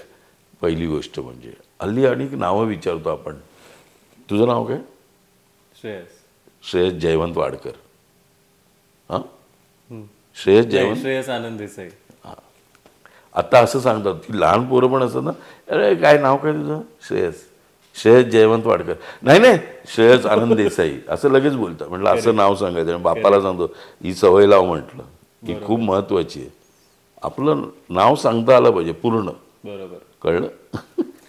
आणि मला वाटतं की हे किती कमाल आहे कारण की आजकाल म्हणजे मी स्वतः बघतो की आपण एकतर व्हॉट्सअप ग्रुपवरती हॅपी बर्थडे टाकून सोडून देतो व्हॉट्सअपवर मेसेज करतो फेसबुकवर रिमाइंडर येतो तिकडे मेसेज करतो इंस्टाग्राम स्टोरी टॅग करतो आणि सोडून देतो पण हे जे पर्सनल कनेक्ट आहे ते सुद्धा इतक्या सुंदर पद्धतीने किती महत्वाचं आहे. नाही आणि मी तेवढा पुन्हा वेळ काढायचा काढायला वेळ काढला की मिळतो यार. आज पण इतक्या लोकांचं आहे मी घरी सकाळी करून आला तर 2-3 लोक राहिलेत ते करीनात याच्यानंतर पण केलं पाहिजे असं मला वाटतं. वेळ काढायला काय होतं आणि 2 मिनटं लागतात यार ॲब्सोल्यूट. आणि ते आपण ज्यावेळी करतो ना त्यावेळी समोरच्याला पण एक वेगळाच फील येतो. करेक्ट. आज सखीचा होता परवा. सखी पण वाड्या दादा यार तू काय ग्रेट आहेस यार, ग्रेट आहेस, तुला कसं आठवतं, कसं करतोस, तुझं तुला माहिती आहे, हॅट्स ऑफ टू यू. म्हटलं नाही का होतं सगळं. स्वामी आहेत ना, स्वामींनी डोक्यावर हात ठेवला आपला. बस लोकांचं जितकं भलं करता येईल तेवढं करायला पाहिजे असं मी नेहमीच म्हणतो प्रत्येकाला. तुम्हा सगळ्यांनाही सांगतो, ऑडियन्सला पण सांगतो, जेवढं भलं करता येईल समोरच्याचं तेवढं करत राहा तुम्ही, अदरवाईज काही उपयोग नाही आहे. मग ऑडियन्सला सांगतो, जेवढं भलं करता येईल तुम्हाला दुसऱ्याचं तेवढं करा. त्यांनी खूप. आणि मला असं वाटतं ना, तुम्ही भलं कराल ना, काही करा, कोणालाही मदत, ती कधी फुकट नाही जाणार. तुम्हाला आयुष्यभर तुमच्या मागे ती एक असतं असं मला वाटतं नेहमीच. आज मी तुला माहिती आहे करोनामध्ये, मगाशी तू विषय काढला तो राहिला, करोनामध्ये मी 387 लोकांना, पोलीस फॅमिली आणि पोलीस लोकांना मी हे केलं आहे 7 हिलमध्ये. ते चव्हाणबाई आता डीन आहेत, त्या आता कुपरला गेल्या. आणि त्यावेळी मला अवधूत राणेमुळे माहिती आहे, त्यामुळे त्यांनी ग्रुप केला होता. त्यामुळे सगळे सगळे बॉस लोक होते, सगळे काय काम केलं आहे माहिती आहे आम्ही लोकांनी. आणि कसलं रे, गौतमजी होते जे सगळ्या हॉस्पिटलचे हेड होते, कळलं, ते बॉम्बे हॉस्पिटलला आहेत. अरे त्यांना मी रात्री फोन केलेला आहे, कारण का सगळं इमर्जन्सी असायचं ना, सगळं फोन असेच यायचे रे रात्री वेत्री. त्यांना फोन केला, त्यांनी सगळं ॲडमिट करणं, अमुक करणं.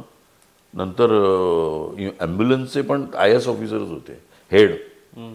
2 ॲम्ब्युलन्सवाल्यांचं केलं मी जय जय महाराष्ट्र, कारण का त्यांना ते केलं. आणि मग त्यांनी त्याला फोन केला, हां आहे.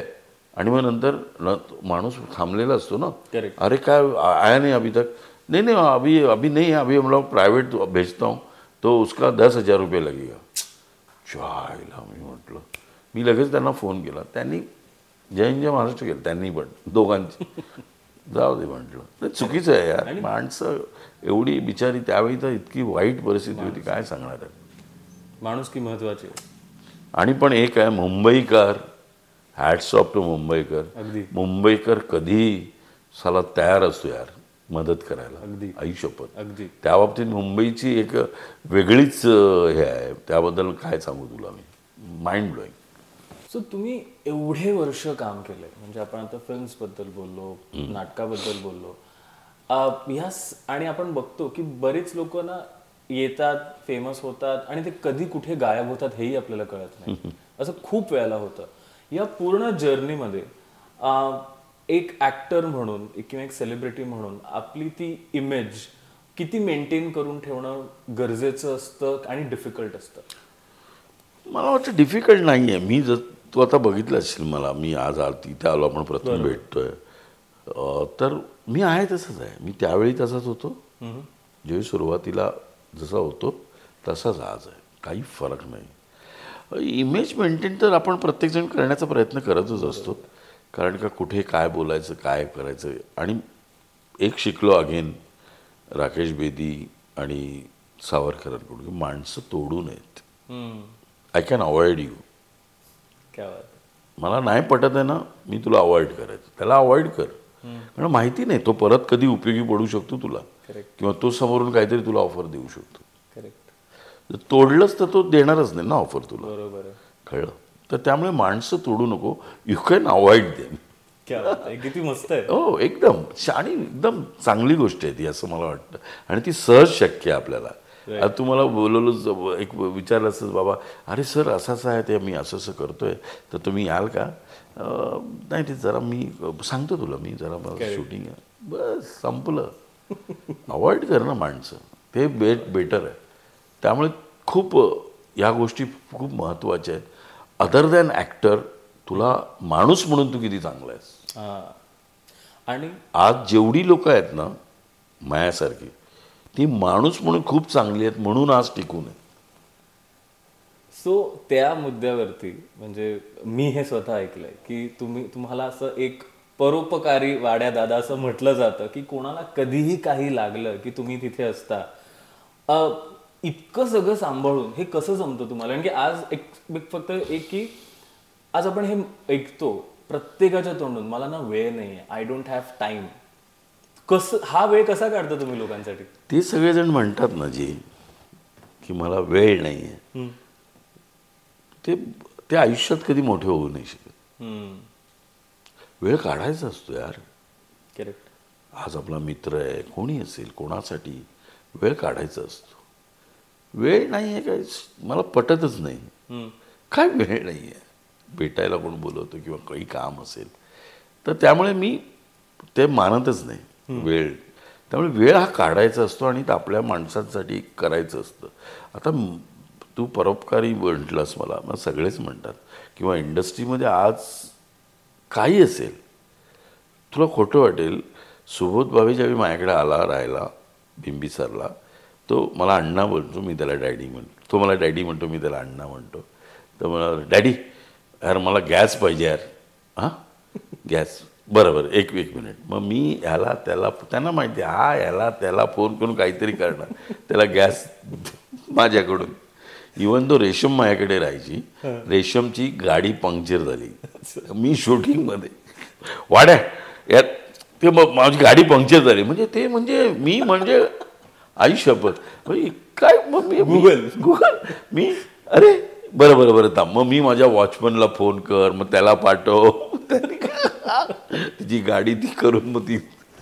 तर काय होतं ना, मला आता तुला मी सांगू ना की सेल्फी काढतो मी, तर ते माझे आता जनरल ऑडियन्स, आणि मला तुला सांगू ना हास्य जत्रा आणि हे हवा येऊ दे यांनी मला एवढं मोठं केलं. मोठं म्हणजे असं मोठं नाही, एक वेगळ्याच याच्यावर नेलं आहे.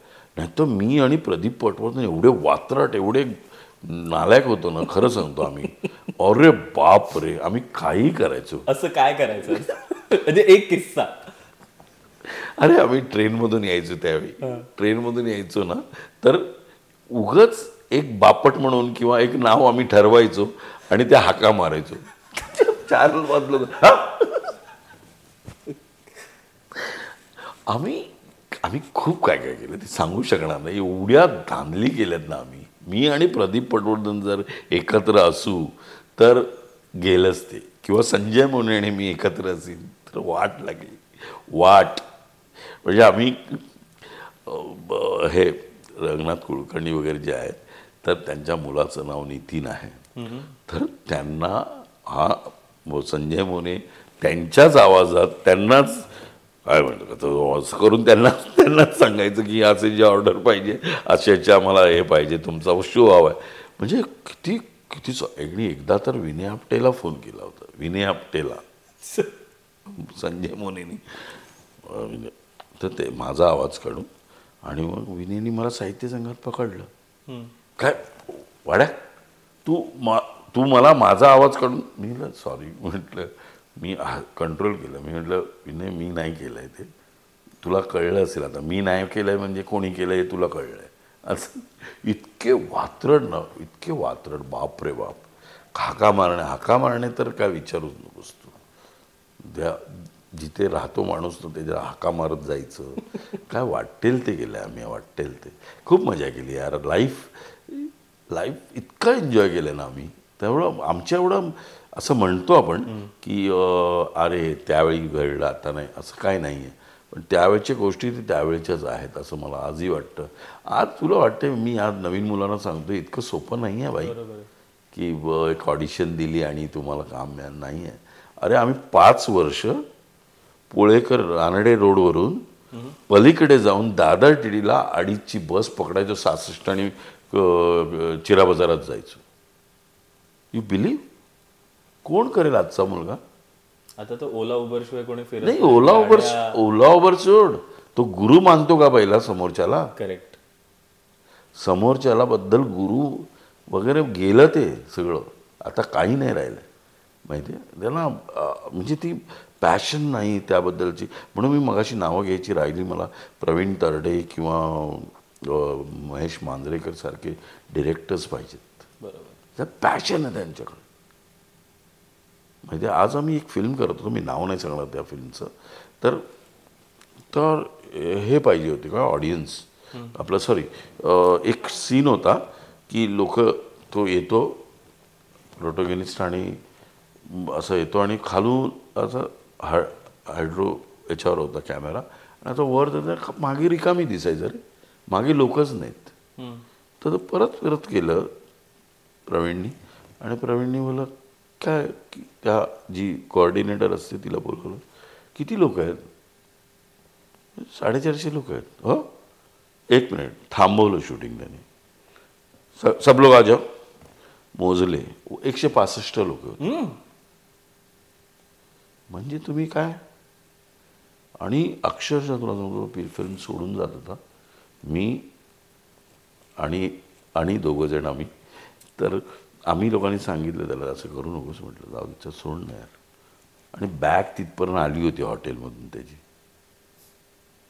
ते पॅशन्स पाहिजे. करेक्ट. किंवा आता फुलवंती मी करतोय, त्याची बायको डिरेक्ट करते. 10 दिवस आमचा तो पोषण झाला आहे. तर one of the producer actress आहे, नाव नाही घेत, तर तो सकाळी आला, आम्ही लोक तर सगळे तयार होतो. पहिला दिवस फर्स्ट डे आणि तयार नाही मॅडम, तयार नाही. ठक ठक ठक, मॅडम लवकर या नाही तर पॅकअप करीन मी तुमचं. अशोक मी म्हटलं म्हणजे हे पॅशन पाहिजे आणि डिसिप्लिन. डिसिप्लिन तर आलाच रे, पण तुम्हाला एक रोल करण्याची पॅशन पाहिजे रे. करेक्ट. तर खरं आहे. उगाच असं गुडी शूट करणं आणि अमुक तमुक ह्याने काय होत नाही. आता आपल्याकडे फॉल्स लोकांना अवॉर्ड्स मिळतात, फॉल्स लोकांना बऱ्याच गोष्टी मिळतात, काही त्याला अर्थ नाही आहे.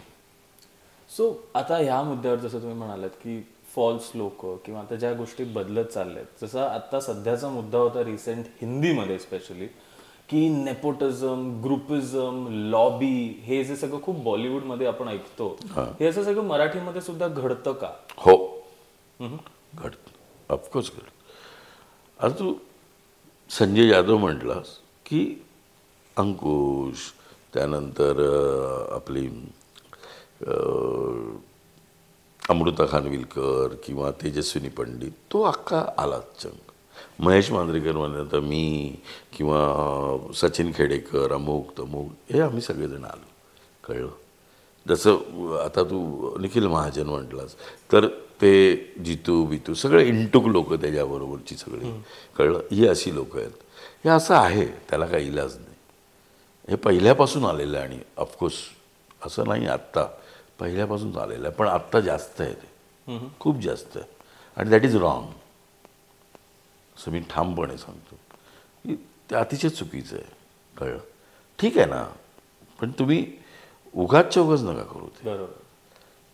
आता ठीक आहे, आता मी तुमच्या दोघांबरोबर कॉम्फर्टेबल आहे म्हणून मी तुला घेतो. बरोबर. दॅट इज व्हायलाच पाहिजे. बरोबर. कारण एक डिरेक्टर आहे आणि त्या डिरेक्टरला जर मी तुझ्याबरोबर काम करण्यामध्ये मी कम्फर्टेबल आहे तर मी तुलाच घेईन. कळलं.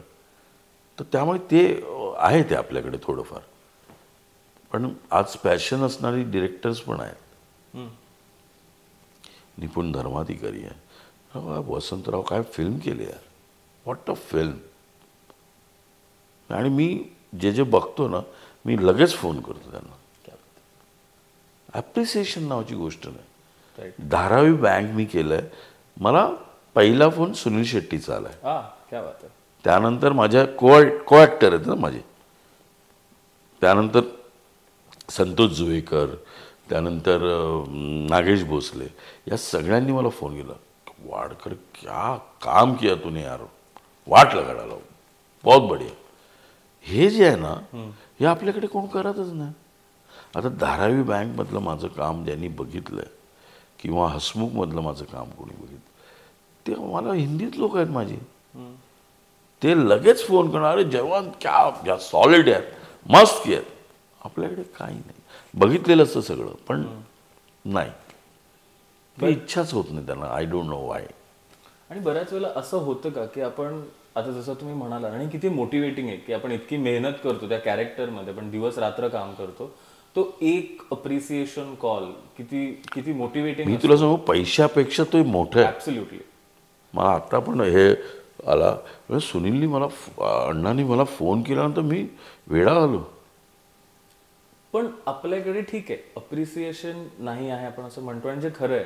पण मग असं होतं का की अप्रिसिएशन पेक्षा तुमचं चुका काढायला कोणतरी बसलेलं असतं? कारण की बऱ्याच वेळेला स्टेजवर आपण परफॉर्म करतो की असं म्हणजे मी करतो, असं होतं की छान म्हणण्यापेक्षा अरे नाही हे चुकलंच आहे, हे ऑफकोर्स फीडबॅक असावा ना. का नसावा, तो प्रत्येका आर्टिस्टला प्रत्येका माणसाला लागतो. पण कधी कधी असं होतं का की नाही एखाद्या आर्टिस्टला खाली पाडायला किंवा त्या कॉम्पिटिशन मधनं कुठेतरी बाजूला करायला हे केलं जातं? मी तुला सांगू का, मी आणि विनय आपटे एवढे फेमस होतो त्या इंटर कॉलेजिएटला किंवा इंटर बँकला. आम्ही दोघं मी मारून बाहेर काढायचो त्यावेळी. त्यावेळीपासून मारून बाहेर काढायचो. तर नाही, मी म्हटलं बघ मला आता ते फ्लॉप, ते बिचारे मेहनत करतायत, आता मलाही हसू येते, पण ते आपसात करा ना. बरोबर आहे. हुटआउट कशाला करता त्यांना? सॉरी तुला नाही पटत ना, बाहेर जा, चल उठ उठ. तर ते खूपच चुकीचं आहे. असं करूच नाही कधी कोणालाही. तू त्याला बघ, शेवटी आपला को ॲक्टर असतो, बरोबर आहे.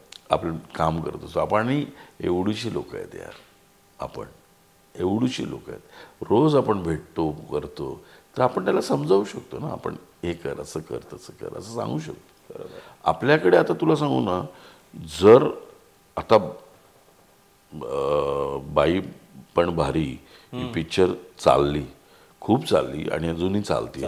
खूप मस्त, खूप खूप बऱ्याच वर्षानंतर. म्हणजे केदार हा चांगला हे आहे, काय म्हणतो, नॅरेटर आहे.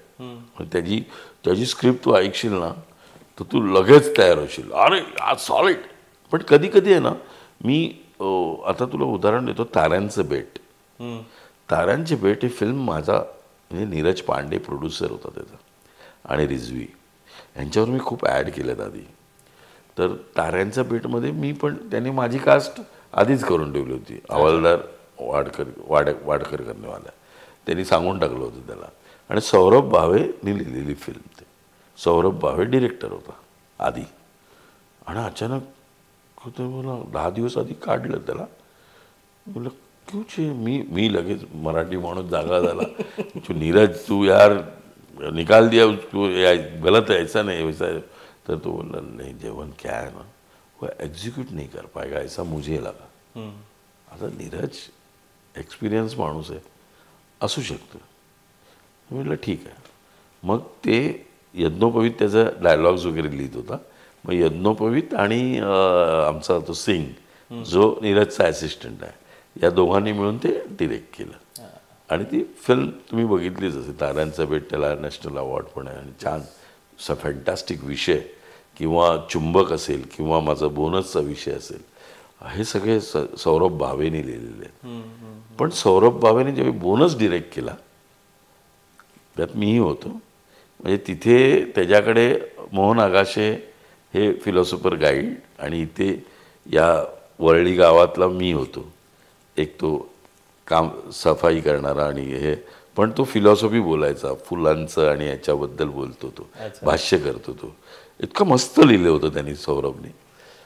पण मला काय वाटलं ना, आता माझं जे कॅरेक्टर होतं ते फक्त आपल्याकडे पुन्हा काय होतं माहिती आहे ना, की यार याचा पर डे जास्त आहे यार, तो याला आठव यार म्हणजे. पण त्याने मला त्या पोरांबरोबर कुठेच वापरला नाही. त्यामुळे ते काय झालं, अर्धवट झालं, थोडं कळलं. तो त्या मुलांबरोबर दिसला पाहिजे होता, त्या गाण्यात दिसला पाहिजे होतो मी, कळलं का. ते नाही केलं त्यांनी. त्याचं मला जो नीरज बोलला ते कधी लॉंग बॅक, म्हणजे 10-12 वर्षांपूर्वी, आणि त्यानंतर बोनस त्यांनी केलं, तेव्हा मी त्याच्याशी सहमत झालो, नीरज पांडेशी. I experience that. करेक्ट. तर त्या छोट्या छोट्या गोष्टी असतात, त्या तुम्हाला आल्या पाहिजेत करता. तसं केदारचं सगळ्यात बेस्ट फिल्म आहे ही बाई पण भारी ॲज अ डिरेक्टर. आणि मी स्वतः त्या फिल्मला गेलो होतो, मला वाटतं मागच्या आठवड्यामध्ये. आणि खरंच अभिमान वाटतो की बाजूला बार्बी चालू आहे किंवा हॉलिवूड फिल्म्स आहेत, बॉलिवूड फिल्म्स आहेत, आणि आपला मराठी सिनेमा हाऊसफुल जातो. आय थिंक इट म्हणजे ते म्हणालत ना जसं की एक मराठी माणूसाचा जागा झाला अभिमान वाटतो. Yes yes. आणि ह्या सगळ्या जर्नीमधनं जाताना ठीक आहे, आज आपण ऑलरेडी तुमच्याबद्दल बोललोय, तुमच्या कॅरेक्टर्सबद्दल बोललो, पण आपल्या ऑडियन्ससाठी आणि तुमच्या फॅन्ससाठी वाड्या दादा एक मुलगा म्हणून, नवरा म्हणून, वडील म्हणून हा कसा वेगळा आहे ह्या पूर्ण एक ऍक्टर आणि सेलिब्रिटी सोडून? खूप वेगळा आहे मी घरी. वाड्या दादा हे वाड्या, पाट्या, पट्या अशी नावं पडली ती पुळेकरांमुळे पडली, आम्हाला तिघांनाही. तर वाड्या दादा खूप सॉफ्ट आहे आतून, जो दिसतो असा पण आम्ही खूप सॉफ्ट आहे. म्हणजे असं म्हणतात ना की एखाद्या मुलाबद्दल आईबद्दलच बोललं जातं. आई प्रेम करते, आई काळजी करते, तसं नसतं. बाप हा तेवढीच काळजी करतो किंवा रादर त्यापेक्षा जास्त मुलाबद्दलची काळजी असते, प्रेम असते, पण तो दाखवत नाही. बरोबर. तर तसं एक माझं कॅरेक्टर्स आहेत.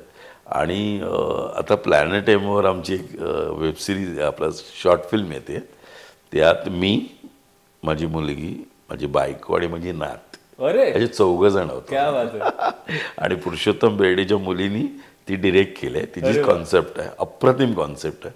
म्हणजे शॉर्ट फिल्म प्रथमच करते हा प्लॅनेट एम, केली नाही आतापर्यंत कधी, पण ती आमची ऐकवली, त्यांना आवडली. आणि मी अक्षयला पण फोन केला होता, अक्षयनी पण त्या सगळ्यांनी, स्वप्ना वाघमारे ते सगळे टीम आहे ना त्यांची, ती पुष्कर वगैरे या सगळ्यांनी ऐकली आणि त्यांना आवडली. आता झालंय ती देईल. ती ॲक्च्युली म्हणजे सिंगल पॅरेंटवर आहे, त्यामुळे त्यामध्ये ऑलमोस्ट व्हॉट इज वाड्या दादा इज देअर. नक्की बघा. पण कधी रिलीज होणार? आता होईल रिलीज, ते कळेलच. प्लॅनेट एम त्याचं खूप जाहिरात वगैरे करेलच आणि खूप छानपैकी करेल ते. आणि मी आहे तसंच आहे, आत्ता जे जसं आहे तसाच राहतो मी, काय घरीसुद्धा तसाच असतो. आणि बायको नावाची गोष्ट तर काय, मी नेहमी सगळ्यांना म्हणतो, बायको नावाची गोष्ट पाहिजे आयुष्यात. लग्न खूप महत्त्वाचं आहे. कारण काय आहे, आता मी बघतो ना जेवढे बॅचलर्स लोक आहेत, माझी मित्र पण आहेत ती, पण एक सर्टन पिरियड नंतर काय, काही नाही. बरोबर. कोणासाठी करतोयस, कशासाठी करतोयस, कळलं? त्यामुळे बायको पाहिजे, किती भांडू दे, काही होऊ दे.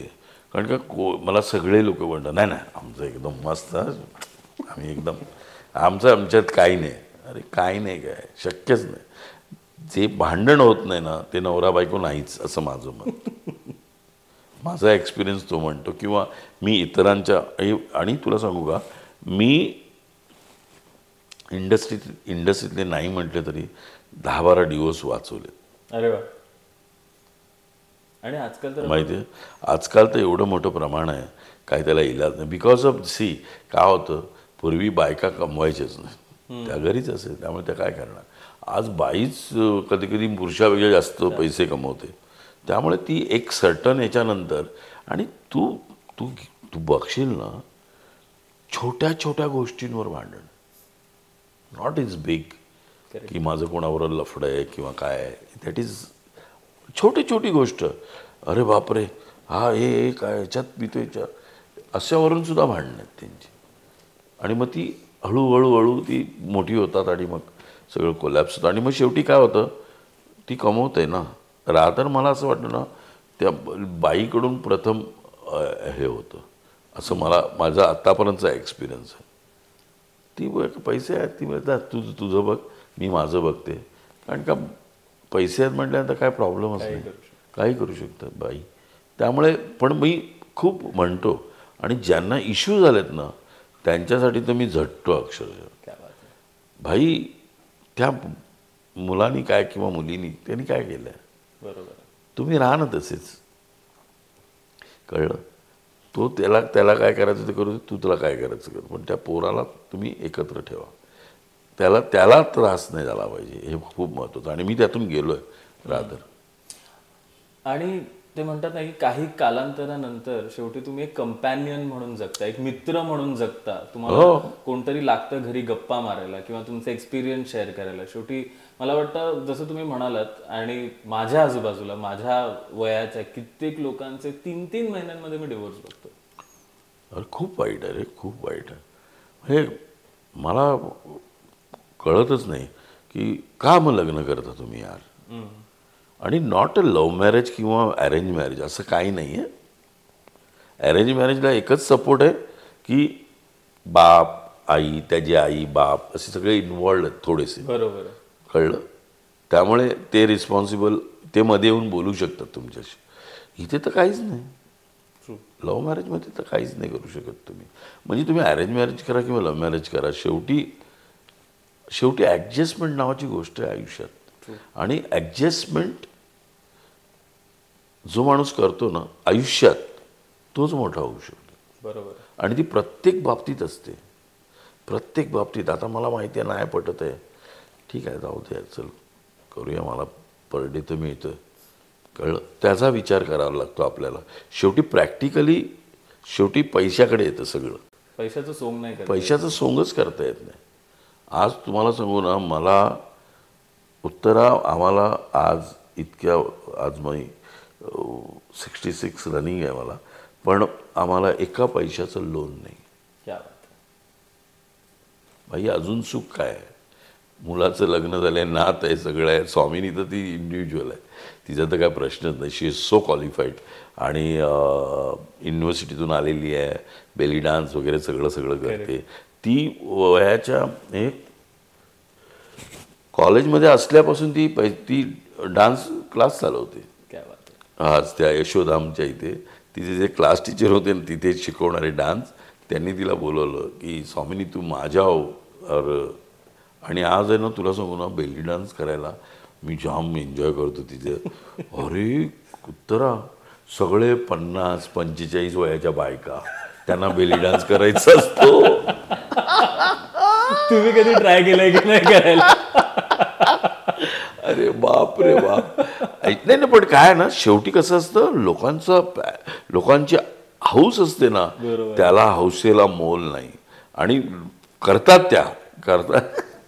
पण बेली डान्स अरे शक्यच नाही. पण कसं आहे ना, तर ती बेली डान्स मास्टर आहे. म्हणजे आता जॉनीची पोरगी पण तिच्याकडे येऊन शिकून गेली. कळलं. त्यामुळे ती म्हणजे तिचा मला मुलाचा प्रश्न असतो. तो MBA झाला आहे सगळीकडे, आता सहाराला आहे, आता तो आणखीन. आणि ह्या आत्ताची मुलं तुम्ही सगळे फटाफट जॉब चेंज करतात यार. आमचा जीव खाटखूट होतो. आणि एवढी एक नाच झाली आहे. अरे काय मी त्याला बोलू, तन्मय काय करतो यार तू.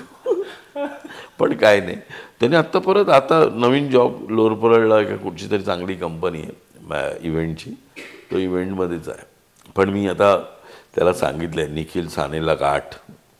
त्याला मी बोललो आहे निखिलला, काय जिओमध्ये गेला तर कसं प्रॉब्लेम नाही, आणि निखिल वगैरे असेल तर त्याच्या हाताखाली छान होऊन जाईल, लाईफ बनून जाईल एकदा जिओत गेल्यानंतर, असं मी म्हणत असतो त्याला नेहमी. तर आता चालेल, होईल. पण तो आहे खूप हुशार, तो पण पोरगा माझा. इज डिफेन्स घेऊन तो हे झाला आहे ग्रॅज्युएट.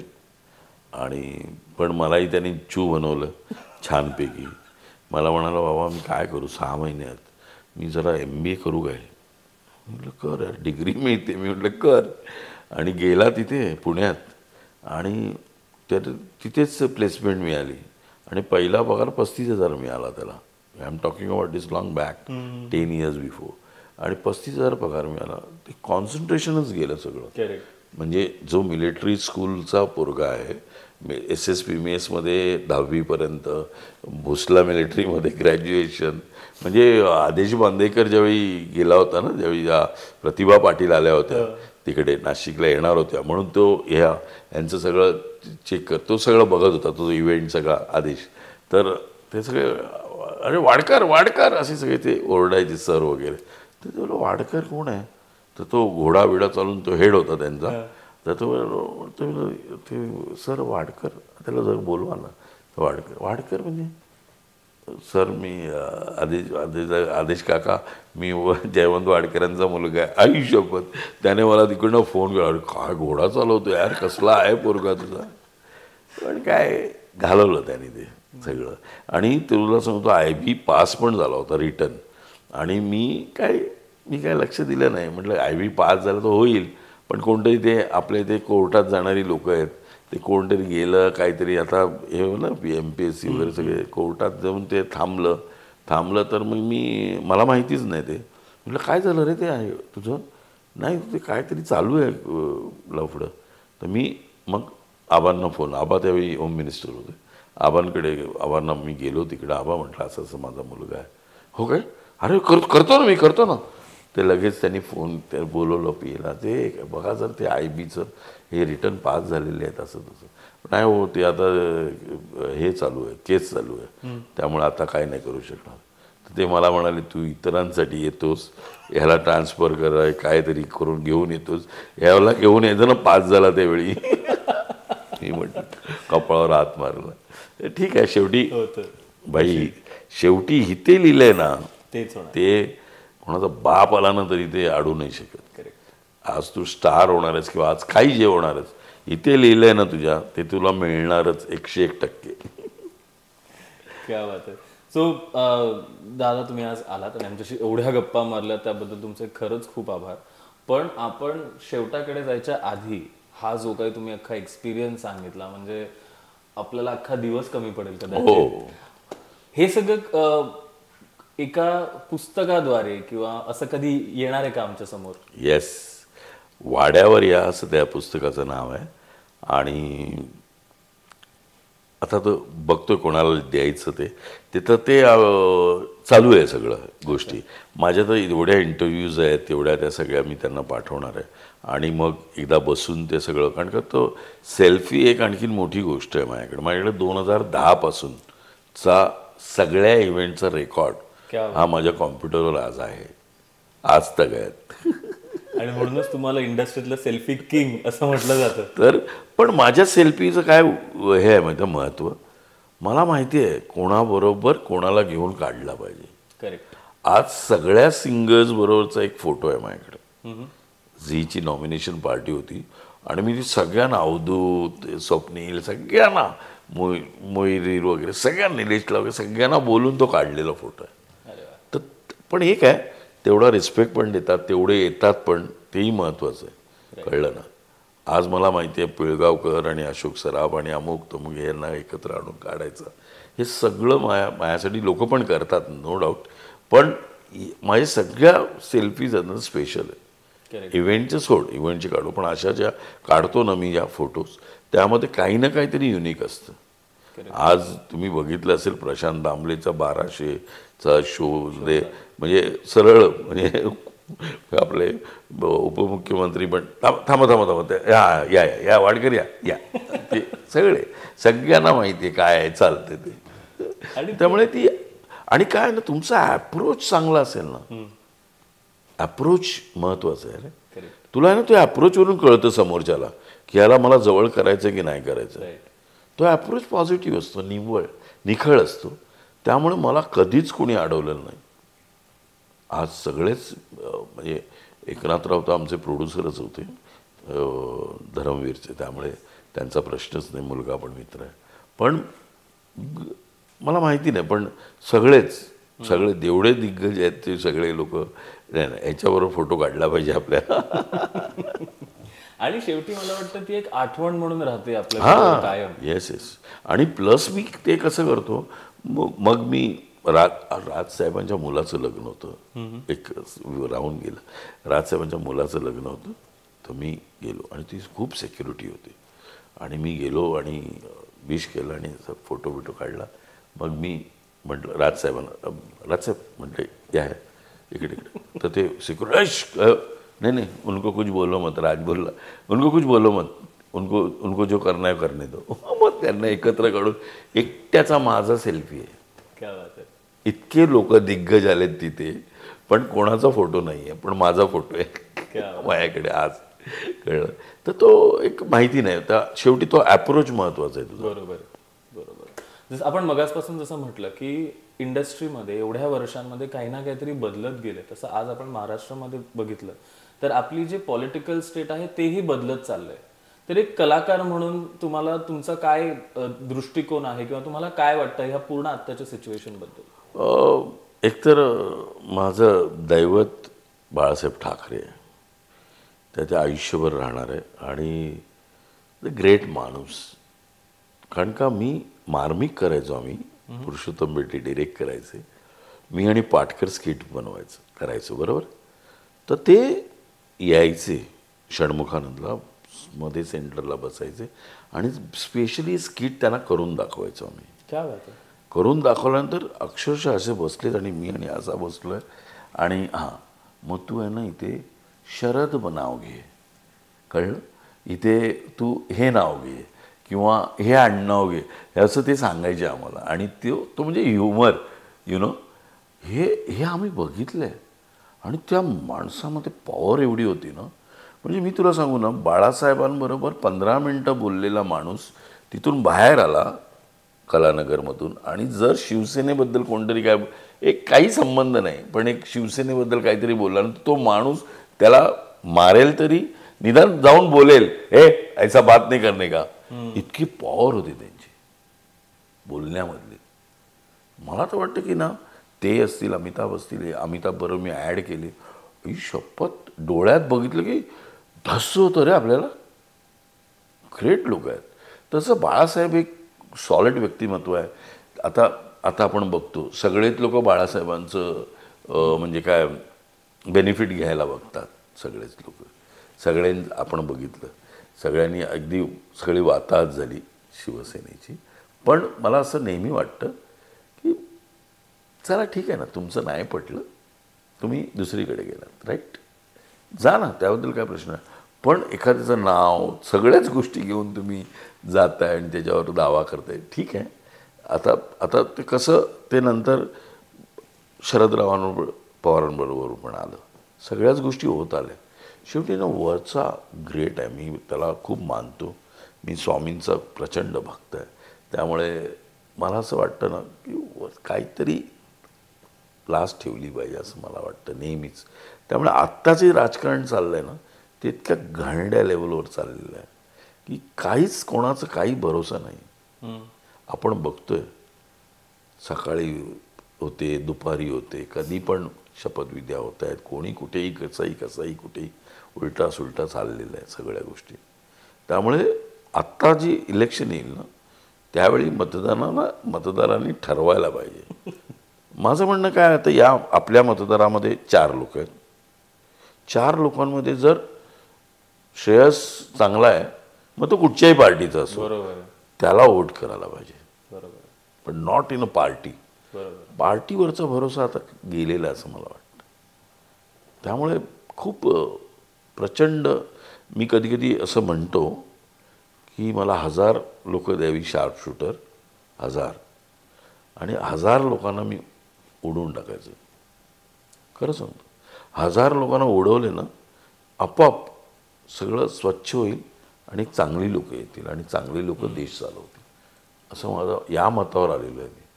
मी इतकं फ्रस्ट्रेटेड झालेलं आहे.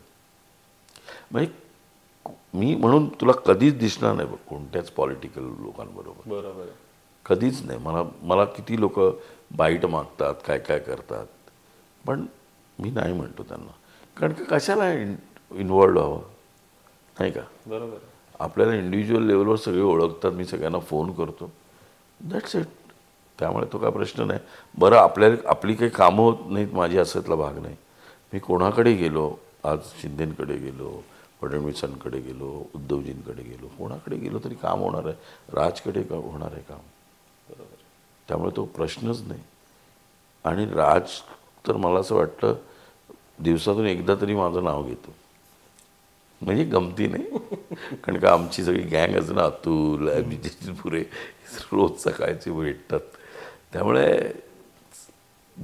पण पॉलिटिकल सगळ्या गोष्टींबद्दल खरंच खूप अनास्था, खूप वाईट गोष्टी चाललेल्या आहेत.